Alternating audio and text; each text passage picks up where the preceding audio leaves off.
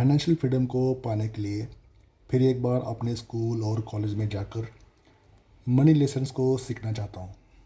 मुझे याद है जब मैं हाई स्कूल में था तो मैं फाइनेंशियल इंटेलिजेंस, इन्वेस्टमेंट और बजटिंग जैसे वर्ड्स को नहीं सीख पाया था।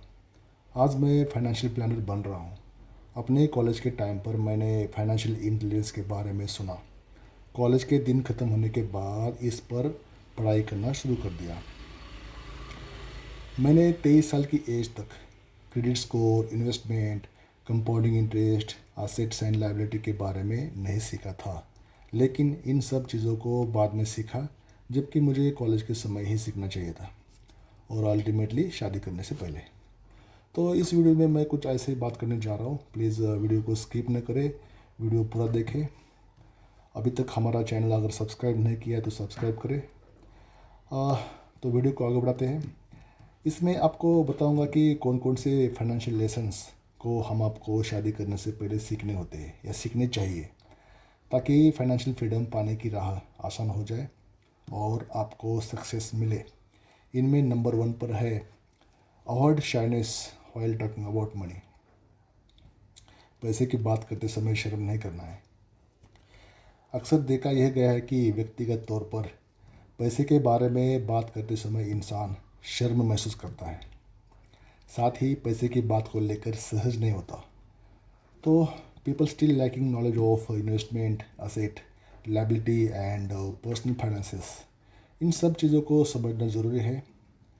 पैसे का व्यवहार करते समय शर्म न रखें और उस पर ओपनली टॉक किया करें। दूसरा है consider value of money when you shop. Shopping एक ऐसा शब्द है जिसका हमारे बैंक बैलेंस पर असर पड़ता है।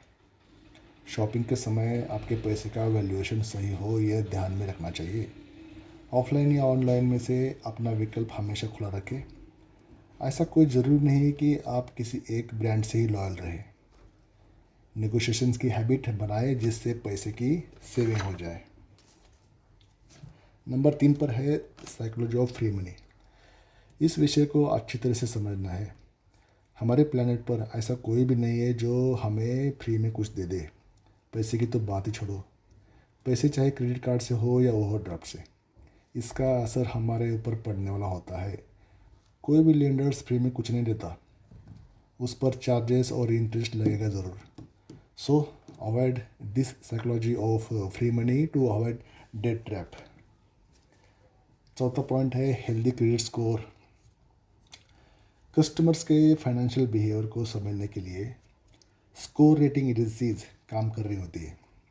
ये स्कोर रेटिंग एजेंसीज आरबीआई के गाइडलाइंस के तहत किसी भी ग्राहक का बैंकों से मिले रिपोर्ट के आधार पर एक न्यूमेरिकल डाटा बनाती है और उसका रिकॉर्ड बनाकर रखती है।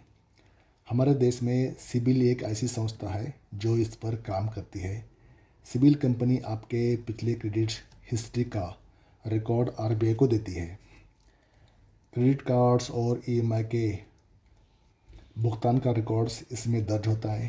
समय पर किया गया क्रेडिट कार्ड का बिल्स का भुगतान और ईएमआई का भुगतान तथा उसके डिफ़ॉल्ट्स को क्रेडिट स्कोर में दर्ज किया जाता है। सिबिल स्कोर की मिनिमम लिमिट होती है 300 और मैक्सिमम होती है 900। अच्छा सिबिल स्कोर 850 को माना जाता है। बैंक्स तथा private financial institutions CIBIL score के आधार पर आपको लोन प्रोवाइड कराती है। जिसका ज़्यादा डिफ़ॉल्ट्स होगा उतना ही क्रेडिट स्कोर नीचे गिर जाएगा।